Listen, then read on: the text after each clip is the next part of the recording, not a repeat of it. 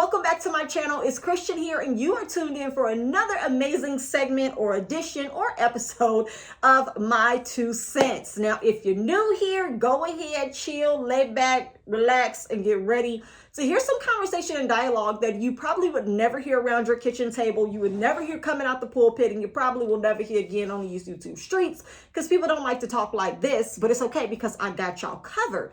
I am so excited to now be like, what, on my 16th video? I'm out here knocking them out for y'all. Ooh. It's a thing of being consistent. It's a thing of showing up, which I am such a huge advocate of doing, and really authentically connecting with what it is that I'm doing, I'm saying, and I'm sharing. And I would not be able to go this hard and put content out here this fast and aggressively if I didn't really connect with it, and if I didn't have an abundance of information and valuable resources to really speak on these things. Because I'm not about getting on here talking about nothing I don't know about and something I don't truly believe in. That's not what I do. That's not who I am. And that's not what I will be or turn into just for the sake of YouTube or content in general. So as long as it resonates and it's real and you guys enjoy it, I'm going to keep doing it. And that's why we're here today. So 3 points that I like to make sure that I kind of give a disclaimer for before every video starts is: 1, you are not alone. 2, you are not crazy or losing your mind. And 3, God still loves you. If you can keep all of those points in mind while you listen to these conversations and me, sharing my 2 cents on some topics that may be touchy, may bring conviction to your heart, may make you doubt what I'm saying or even question what you've believed all of these years, just keep those things at the front of your mind, right? You're not alone in this. Somebody else feels this too and is questioning it as well. You're not crazy. You're not out of it. You're not sinning. You're not destined for hell because you are raising questions. And lastly, God still loves you. You can't lose that love. You can't give that love up. You can't make him turn that love away from you or withhold it because you've been created and that was in his likeness and image, which is more than enough for you to understand you will always be loved. All right. So let's go. So I've been getting quite a few comments and quite a few requests for certain topics to be addressed and talked about. Maybe I'll make some videos for those specifically if they are like really good topics of conversation that can have their own standalone videos. And some I'll just do like a quick 5-minute, addressing, giving my 2 cents on it before I start the main topic of the video. And that way you guys know that I'm seeing you in the comment section. I'm taking into consideration what you request, and I am making sure that I actually act upon those requests so you guys can stay engaged and interested right here on my channel. Oh, girl. No Cardi B. All right. So from Zetch a couple of days ago, he requested that I give my 2 cents on the pressure that the charismatic church places on people to speak in tongues.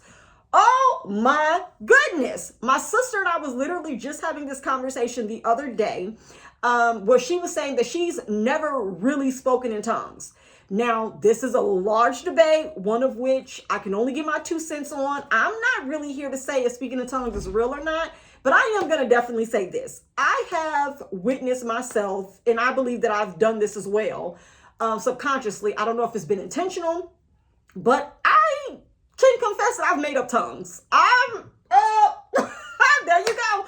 I've made up tongues, and I've never said that aloud. And it's something that I can say not in a way of just being, flippant about it, or that I knew I was doing it at the time. But now that I've been doing the deconstructive process of just like really breaking down who I was in church and who I am now outside of the organized religion of it all, and really just having relationship, I can say without a shadow of a doubt that some things that I did in church was totally learned behavior. It was totally me mirroring and meeting the expectations of those who were watching, the onlookers. When you think about what most of us had to do as far as tarrying, y'all better stop playing and tell the truth and shame yourself. Because I ain't gonna say shame the devil. Shame yourself. You, more than likely, the feeling that you had, the emotions, you crying, you speaking in tongues, was just you moving your mouth and saying things that did not mean anything. And it was pressure. And Zetch raised a great point. It is performance pressure for you to show that you've had a move of God, that God has fallen upon you, that the Holy Spirit has come down and rested upon you and gave you the evidence of speaking in tongues. It is such a dangerous pressure point, and it is toxic. It's toxic because something you don't really know if you've experienced, you've kind of made yourself experience it to please the people who are watching you and pushing you in your back and hollering in your ear and spitting in your face. Okay, let me bring you back down a couple of notches because they got personal for me. That was my experience with speaking in tongues, right? Like when I first had a breakthrough, it was me pretty much being pressured and harassed at the altar for over 30 minutes. It was crazy. Like when the spirit is high and they won't let you go until you do it, what are you going to do? You're going to figure it out. You're going to start saying things that you don't understand coming out of your mouth. Your lip will begin to tremble and shake, and you'll just start beginning to say things that there is no translation for. And that is a problem that needs to be discussed. The pressure to perform, to meet other people's expectations of you appearing to have caught the spirit. Y'all got to stop doing it, especially to children who don't really understand their relationship with God.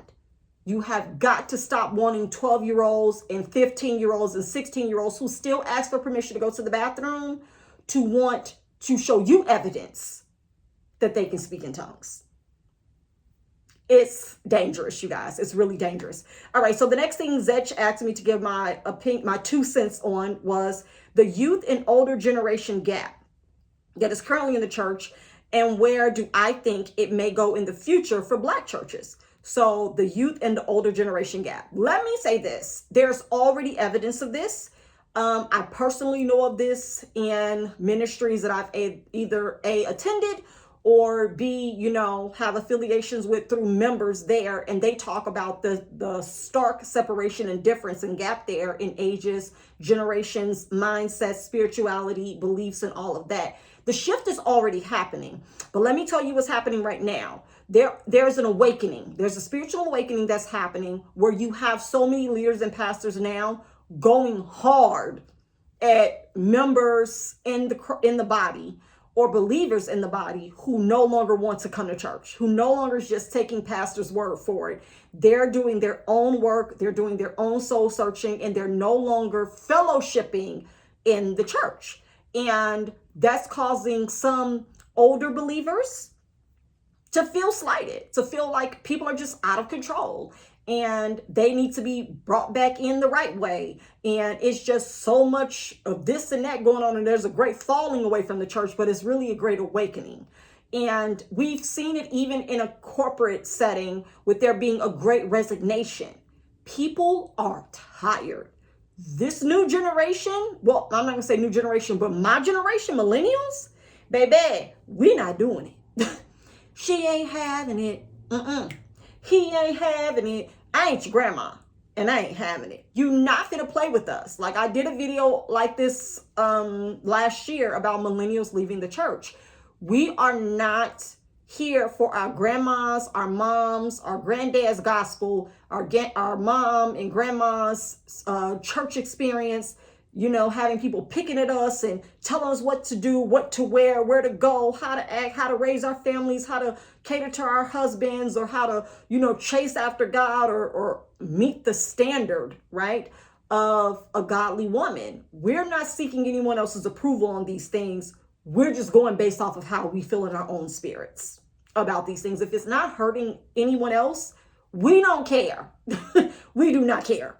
So what do I believe that youth and older generation gap looks like in the future? I believe it looks like only older people still being in church and younger people being like, we outside because we don't want the same thing. So a lot of us have been awakened to realizing some of the practices and the value systems of our ancestors and our parents and our grandparents didn't serve them. It's a great awakening. We're realizing the power that's within us and that we don't have to be attached to some of these ministries in order to tap into it. Like, actually, these churches are benefiting from us believing in ourselves. Because if a lot of us weren't able to have businesses, get degrees, work great jobs, and have careers and travel, we wouldn't have resources to sow back into these ministries. But now what's happening is a lot of us aren't in a broken state. A lot of us aren't suffering financially or physically where we have to latch on to something to make us feel like change is coming. And that's another video, because that's why a lot of the churches have been packed up until these points, because a lot of those people had older mindsets. They didn't have a lot. So they always needed God to deliver them. Now we've discovered the power within and we've delivered ourselves. So we don't have to come to you. We don't have to tap in and give you all of the accolades, the praise, the access. You know what I'm saying? So the power of some of these pastors in the church is very little. The influence is very little to a certain extent, because people are doing better. People are learning to actually tap into the power within instead of having to go without and ask you to go to God on their behalf. So where do I see the landscape? Empty. I see some of these churches turning into warehouses. I see some of these churches turning into event centers and possibly outreach centers, which they should already be that. Like, it should be some space for gathering and services, but majority of these mega ministries should not be as mega because they're not actually helping those around them. Like, they're just a nice big museum that's closed Monday through Saturday and then open on Sunday for business. So no, Zech, thank you for your questions. I definitely hope I answered some of those. And yeah, this will be a short, quick upload for just Zech. And the next video, when we come back, we'll actually be tapping into, is your pastor your idol? Let's go.